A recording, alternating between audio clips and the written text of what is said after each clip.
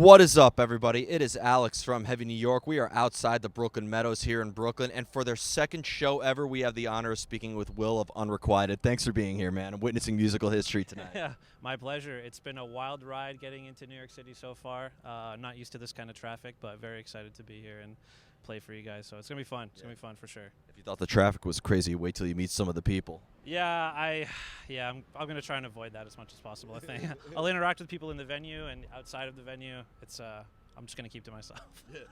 Don't want to risk anything, you know. Fair enough. Well, you're getting two great New York City bands with So Hideous and Viserion tonight, so you're going to see some great New York metal as well. Yeah, I mean, I was even So Hideous. I think I was listening to their record like pre-Unrequited starting. So this is gonna be very cool to be playing with them. And it's stoked to see you guys together. Your latest album is Perpetual Green of the Willow Groves. The latest EP, is that like kind of like a trailer of what's to come after Beautiful Ghosts in a way, or is that kind of like its own standout thing in the Unrequited catalog? I would say it's more of a standout thing, but the inclusion of lyrics is something that I've wanted to do for a little bit, so that's kind of hinting at future kind of ideas that I want to incorporate.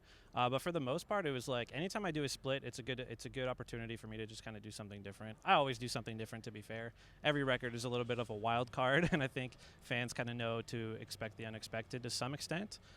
So yeah, I mean, there's never really much like foreshadowing. I usually just kind of do whatever I'm feeling in the moment, and then I'll move on to the next thing, and whatever that is whatever it is. I think it's fair to say Unrequited like is a fairly experimental project because now you're incorporating lyrics in there and whatnot. But you have black metal elements, some progressive elements, some doom elements. You can't definitely not pigeonhole Unrequited. So is it fair to say that trying new things and experimentation is just as much as part of the songwriting process as arranging the structures and everything like that? Yeah, pretty much. It's always just songwriting is like my outlet, right? Emotional outlet. So it's always going to be a very freeing process to kind of just throw whatever is in my mind onto paper or on a computer, rather.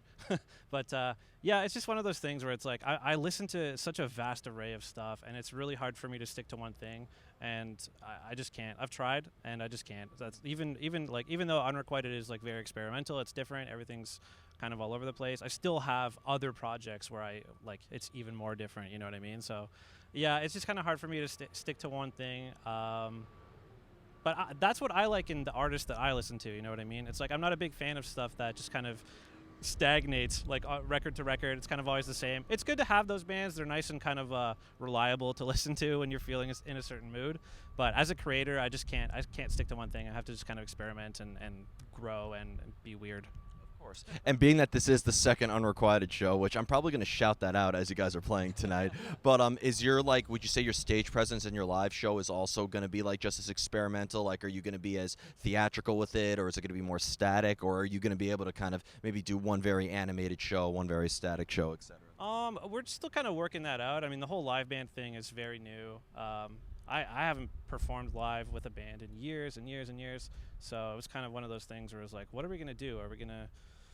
There's only so much you can do, especially production-wise, when you're like a small opening band on a tour. You barely get a sound check. You barely get, time to put together a set. So it's kind of very condensed. I'm condensing a lot of like the songs. It's like one per album kind of thing.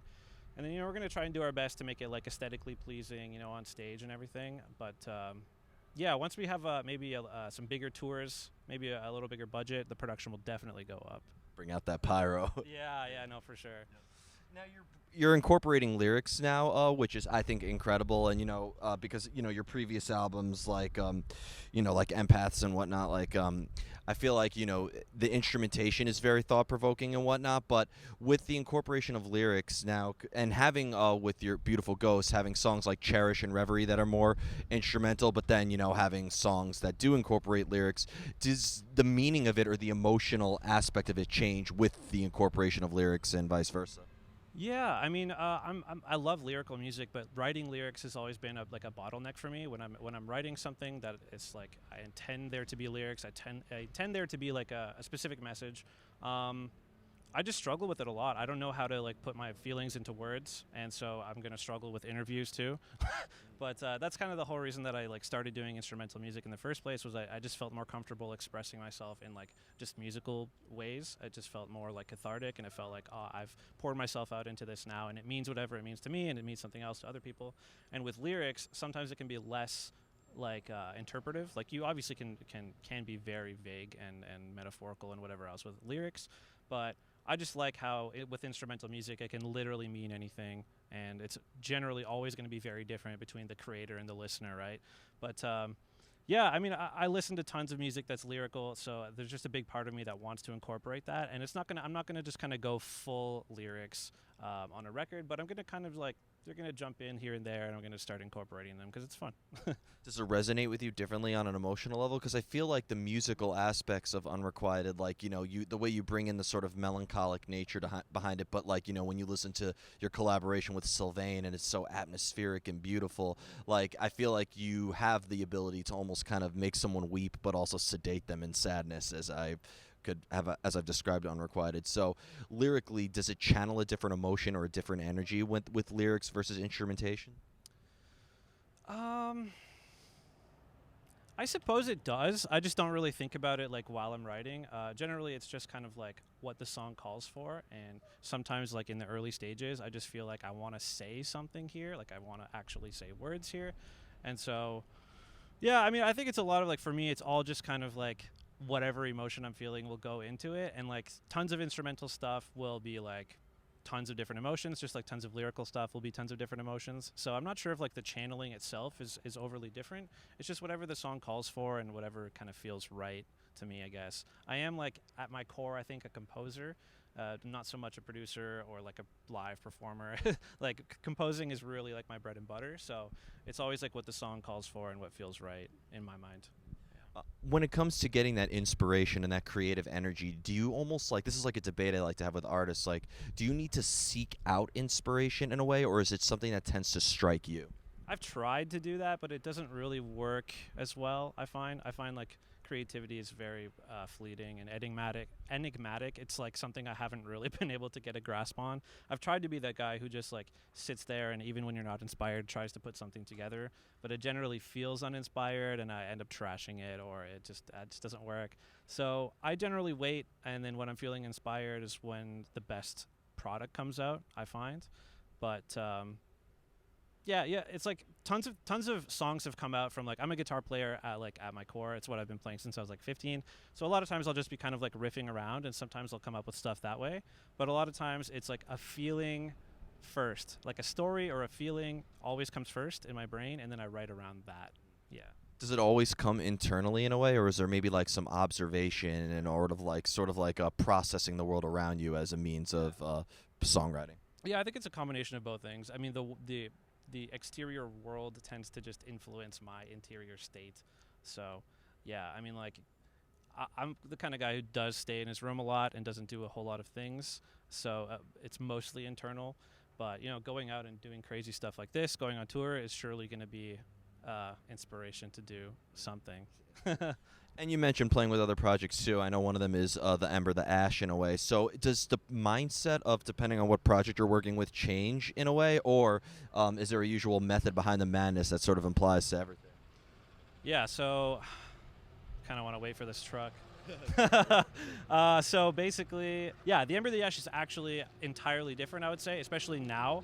The new stuff that I'm running with the Ember of the Ash is very like riff driven, and like I just want to write stuff that sounds cool. That's kind of the intent with a lot of the new stuff, is like I just want to make stuff that sounds as cool as possible, like as I don't know, technical guitar and drum parts as I can do, something that sounds really like barraging and like aggressive, and yeah, that's more so the intent there. There's still emotion that goes into it, obviously, but it's like I'm very more focused on like the actual production and the actual like tracking the guitar riffs well and all that stuff. So that's actually a pretty different process. Yeah, Unrequited is a lot more raw, emotional, and then this is a lot more like production. How do I make the coolest riff? Yeah.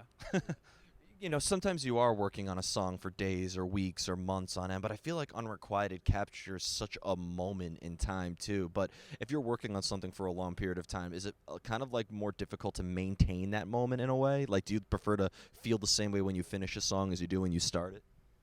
I um I think I more frequently abandon music than I do like complete them in my brain. A lot of times, like I can sit with something probably infinitely until I rework it and it becomes something completely different.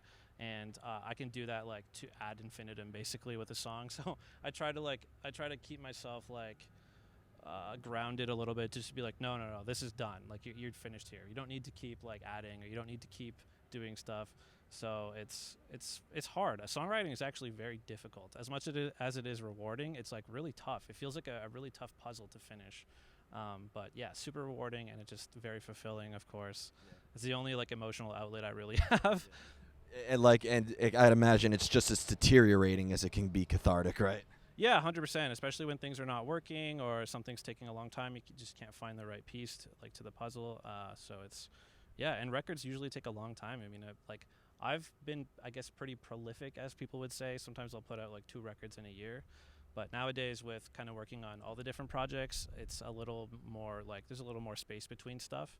So yeah, I'm taking my time a little bit more now with the newer stuff. And I have two more questions for you.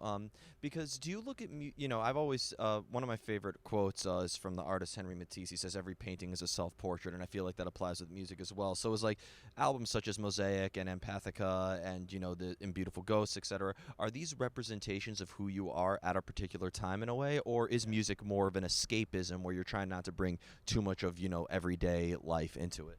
Yeah, it's definitely a snapshot of like my mental state and just kind of general things going on in my brain. I think both of those things. I don't know if those are mutually exclusive. I would say it's kind of both. Um, but it's hard to say. It definitely feels like a time capsule looking back. When I listen back to certain records, I can definitely picture where I was and what I was feeling and why I was doing it.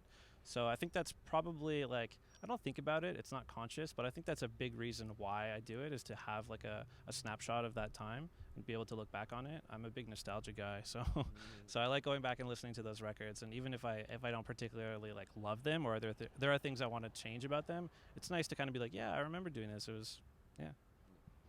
And the final question I wanted to ask you is kind of like a very brain picky question, so do forgive me. But I've always said that art is life, and it can grow and it can develop. It could also eventually die sometimes if we put things down. Do you want your music to maybe evolve with you as you evolve over time, and as people are interpreting it, maybe it adds more context to it? Or do you prefer if it represents that moment and then it just stays there?